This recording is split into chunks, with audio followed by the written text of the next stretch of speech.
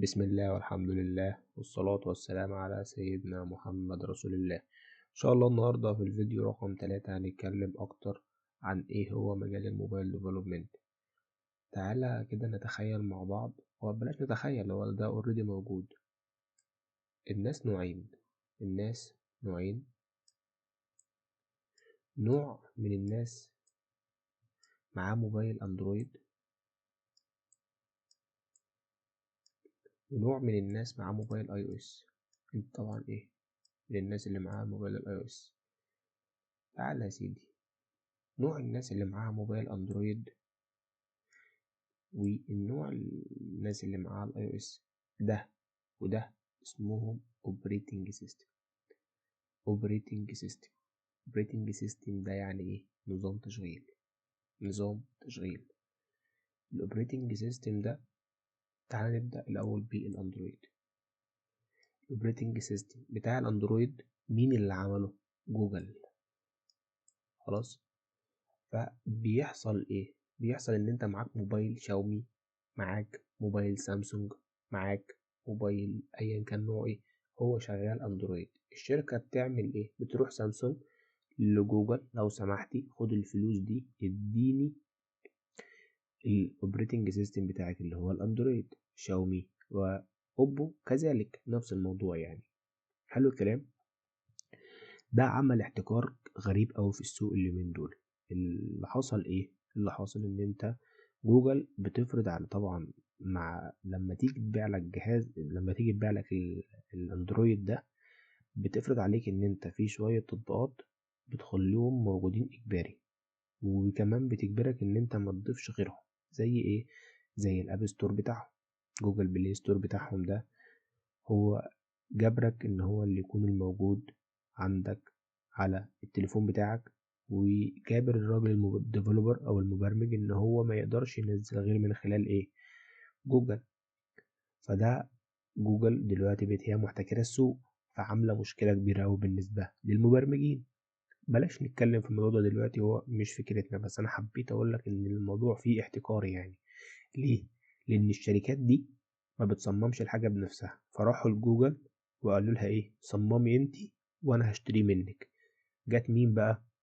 القصة دي خدمتنا في إيه؟ خدمتنا مع أبل. جت أبل قالت أنا هعمل موبايل اسمه آيفون هيشتغل بنظام اي او اس. خلاص. فنظام الاي او اس ده يا معلم بيشتغل ازاي؟ قال لك لا، انا اللي هشغله وانا اللي هعمله وانا اللي هنزله التطبيقات وانا اللي هعمل له كل حاجه. هنا بقى جت دي شركه شافت ان هي ما ينفعش تكون مضطره في وقت من الاوقات ان هي تعتمد على حاجه مش بتاعتها. فده سبب اساسي في ان هي راحت عملت حاجه اسمها الاي او اس وبدات تشتغل على اساس كده. طيب تعالى نكمل اكتر في الموضوع. دلوقتي جوجل جات قالت انا عايز ايه؟ انا عايز الناس اللي حابة تشتغل عندي تعمل موبايل ابليكيشن تستخدم حاجة اسمها جافا، لان الجافا دي هي اللي بتشتغل على الاندرويد. راحت ابل قالت برضو اللي عايز يشتغل على الايفون بتاعي ويشتغل على نظام الاي او اس بتاعي يتعلم حاجة اسمها سويفت. خلاص. حلو قوي. فضلنا فترة على الحال ده. اللي عايز يعمل اندرويد بيروح للاندرويد، اللي عايز يعمل سويفت بيروح للسويفت. حصلت هنا ايه؟ شوية تفاصيل كده ايه مهمة.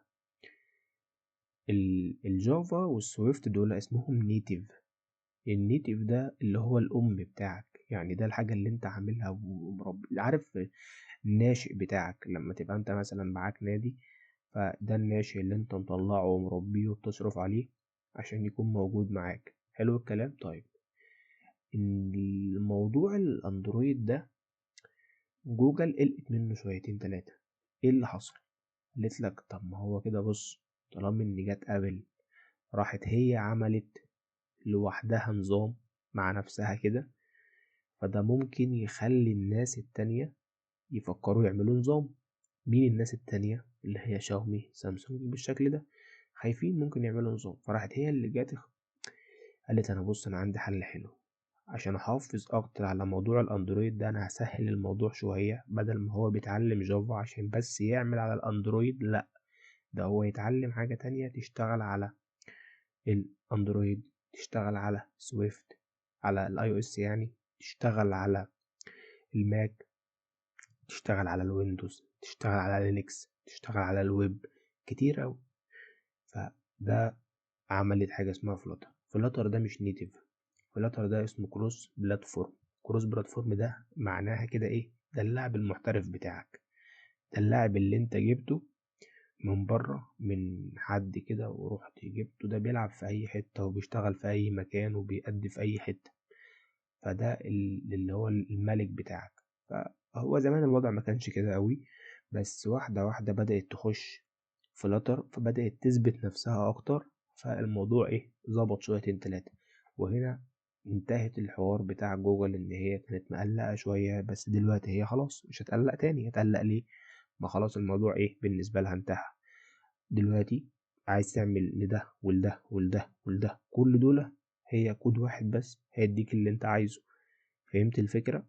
ده كل مجال الموبايل ديفلوبمنت، هو ده كده قصته بفكرته بكل تفاصيله. فانت دلوقتي محتاج تتعلم ايه؟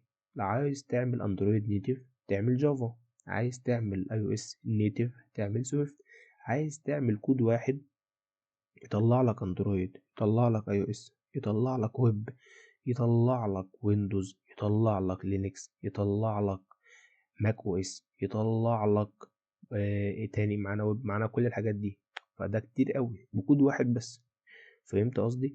برضو عشان ما تاخدش كلام غلط، احنا ما بنقولش ان احنا هنستغنى عن الديسكتوب بقى واللغات البرمجة بتاعتهم، ولا الويب والجافا سكريبت والكلام ده، لا خالص خالص خالص. انا بقولك ان هي فلاتر دلوقتي كويسة قوي في مجال الموبايل ديفلوبمنت عموما، لكن متميزة شوية في باقي المجالات، لكن ما ضغطتيش على الحاجات النيتف، انما هي غطت على النيتف شوية في الموبايل ديفلوبمنت. ولحد هنا انا الفيديو بتاعي خلص.